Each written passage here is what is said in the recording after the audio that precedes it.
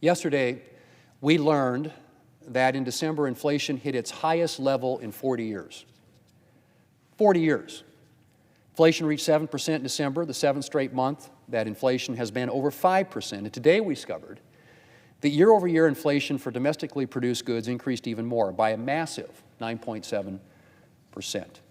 Americans are struggling under steep increases in grocery prices, fuel prices, utility prices, and the list goes on.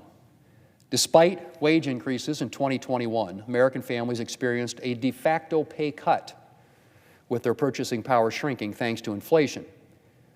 And there's apparently no end in sight. Mr. President, given the real economic harm that American families are suffering as a result of this crisis, you'd think the issue would be front and center here in Washington for Democrats. But you'd be wrong. In fact, a lot of the time, inflation doesn't even seem to exist on Democrats' radar. Democrats can't be bothered to pay attention to a real crisis with real economic consequences for American families because they are too focused on their manufactured voting rights crisis. Earlier this week, President Biden traveled to Georgia, which has become Democrats' poster child for the supposed assault on voting rights, to deliver a speech to gin up support for Democrats' partisan election bill. And what a speech it was. In the course of his overwrought and bombastic remarks, the president, who once vowed to bring Americans together, managed to imply that half the country is racist. Never one to let the truth get in the way of a good story, he continued his bizarre habit of falsely claiming that he had been arrested in various situations. And he laid out perhaps the weakest case for a voting rights crisis that you can imagine. The president, of course, used Georgia's thoroughly mainstream 2021 election law as his main example. And here's what he had to say. Here's what the voting rights crisis in this country amounts to. First, according to the president, Georgia is making it harder to vote by mail. Now, I'm guessing he might be referring to the provision of the Georgia law that asks voters to write in their driver's license number on their absentee ballot. Given that almost every American in this country has a driver's license or some form of photo ID, I've got to say that it doesn't seem like an unduly burdensome requirement. After all, New York City and Washington, D.C. are now requiring you to present a photo ID and proof that you've been vaccinated before you can enter any restaurant or public place, and liberals seem okay with that. But apparently to the president, Georgia's measure is Jim Crow 2.0. The president continues by accusing Georgia of limiting drop boxes. Ballot drop boxes have become a bizarre fixation of Democrats engaged in trying to persuade Americans that the right to vote is under attack. The truth is, Mr. President, Georgia didn't even use drop boxes until the 2020 election, and that Georgia's new election law now requires at least one drop box in each county. Hardly a criminal attempt to restrict drop boxes. But let's be honest here. Even if Georgia decided to eliminate drop boxes entirely and return to its pre-2020 status quo, Georgians would still have ample opportunities to vote. Georgia's new law mandates a minimum of 17 days of early voting. 17 days. And Georgia provides for no-excuse absentee voting, which means any Georgia citizen can request an absentee ballot for any reason whatsoever. That, of course, is a far more generous voting policy than those offered by the President or the Senate Democrat leaders' home states. The President's home state of Delaware doesn't offer no-excuse absentee voting, and it is just starting to offer early voting this year. Remember, Georgia, 17 days early voting, no excuse absentee voting. Similarly, the Democrat leader's home state, Senator Schumer's home state of New York, offers just 9 days of early voting, in contrast to Georgia's 17. And New York, state of New York, on their ballot, recently rejected a ballot measure to allow no-excuse absentee voting. So, no absentee or no-excuse absentee voting, not allowed in New York, allowed in Georgia. 9 days early voting in New York, 17 in Georgia. And yet somehow, the president hasn't yet visited Delaware or New York to accuse them of making it difficult for citizens to vote. I'll believe in Democrats' supposed commitment to protecting the vote when I see the Senate Majority Leader come to the floor and excoriate New Yorkers for attacking voting rights. Continuing on with President Biden's speech, we come to perhaps the most ridiculous example the President and Democrats have used in their attempt to convince Americans that voting rights are under assault. And here I'm going to quote directly from the President's speech. The new Georgia law actually makes it illegal. Think of this, I mean. It's 2020 and now 22, going into that election. It makes it illegal to bring your neighbors, your fellow voters, food or water while they wait in line to vote. I mean, think about it. That's not America. That's not what it looks like. That's what it looks like, I should say, when they suppress the right to vote. End quote. That's what it looks like when they suppress the right to vote? Really? I mean, I have to give President Biden credit for delivering that line with a straight face, because that is pretty much the most absurd claim Democrats have made in the course of this debate. The President, of course, is referring to the provision in Georgia's election law that prohibits individuals or organizations from giving food or drinks to voters within 150 feet of a polling place.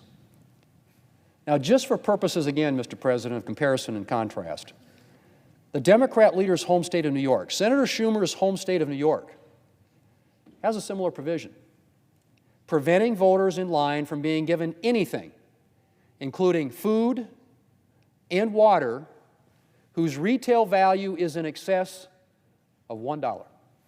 State of New York. State of New York.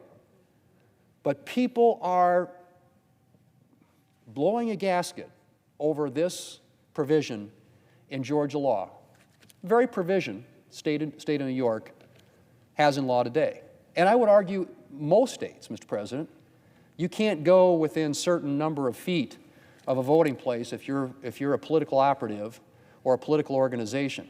I mean, that's true in our state. I'm sure it's true in a lot of states around the country. And the aim of those laws, of course, is to prevent partisan political organizations or candidates from exerting improper pressure on voters in line. Now, nothing in Georgia's law prevents partisan political organizations from setting up food trucks or lunch stations outside of the 150-foot radius and feeding voters to their heart's content. 150 feet. That's 50 yards. And of course, Georgia's law explicitly allows nonpartisan poll workers to make water available to voters. So, election worker, somebody who's involved with the actual vote itself, can deliver water to voters if they're waiting in line. It just prevents political operatives and political organizations from doing that, Mr. President. A law that, again, is consistent with laws throughout the country, including the state of New York. But I suppose it's typical of nanny state Democrats to think Americans are incapable of packing themselves a snack. Mr. President, I'm pretty sure I've never seen a weaker case for a crisis. Take a look at Democrats' supposed evidence, and their case crumbles to dust, which is, of course, raises the question of what is behind Democrats' manufactured crisis. And unfortunately, I think we know the answer. Democrats have manufactured this supposed voting rights crisis in the hopes of forcing through election legislation that they hope will give them an advantage in future elections. More than one Democrat has openly admitted that Democrats want to pass a federal election takeover because they think it will help their party win elections. Mr. President, I don't blame Democrats for running scared. Between their inflation crisis, their border crisis, the president's humiliating, disastrous retreat from Afghanistan, the November election results in Virginia, and the fact that just 1/3 of the American people approve of the job the president is doing, Democrats have reason to be scared about their 2022 electoral prospects. but instead of addressing the inflation crisis they helped create, or perhaps moving their agenda from the far left closer to the center, Democrat leaders have decided that the solution to improving their electoral chances is to pass a partisan federal takeover of election law and to break the Senate rules to do it.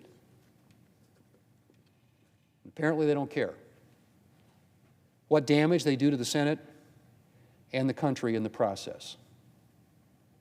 If Democrat leaders have their way, the long-standing protections for the minority in the Senate and the millions upon millions of Americans that the Senate minority represents will be swept away in the name of perhaps improving Democrats' electoral prospects. Although I have to say, Mr. President, in the Washington Post fact checker about the Georgia law, which, by the way, gave the president four Pinocchios, which is pretty much the biggest whopper you can get for his statements earlier or last year about this Georgia election law. They went on to say that the analysts who have looked at this, a lot of the analysis has been done by so-called election experts, think that it will expand the opportunity for people in Georgia to vote. Well, all of this is disheartening to say the least, because I think we all know that in the end, if you're going to blow up the Senate rules, that has consequences that go on for a very, very long time.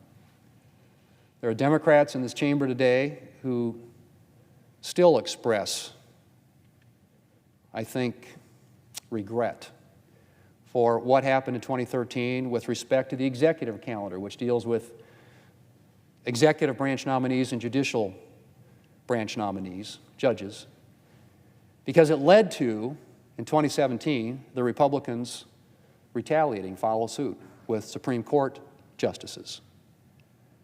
And I don't think you can assume for a minute that at some point this flips. If Democrats blow up the rules to do this and create, I have to say, a manufactured crisis in order to do it, then you're not going to be able to blame Republicans, because once the rules are gone, the rules are gone. And then we become the House of Representatives, a totally majoritarian body with longer terms. That's not what the founders intended, Mr. President. This place is here for a reason. It's here to represent the rights of the minority, the people who didn't win the vote, the people who might be in the minority party, who ought to have some say and some voice in the laws that are made here and the policies that are made here that are going to affect them and their families. I'm hopeful that there are still some Democrats with doubts about this course of action, enough perhaps to block their leadership's partisan push. Mr. President, in his inaugural address, the President of the United States vowed to be a president for all Americans. On Tuesday, he made it clear that he's becoming nothing more than a president for the far left wing of the Democrat Party. In less than a year, he's gone from promising unity to sowing division. It's a sad epitaph to a presidency that has barely begun. Mr. President, I yield the floor, and I suggest the absence of a quorum.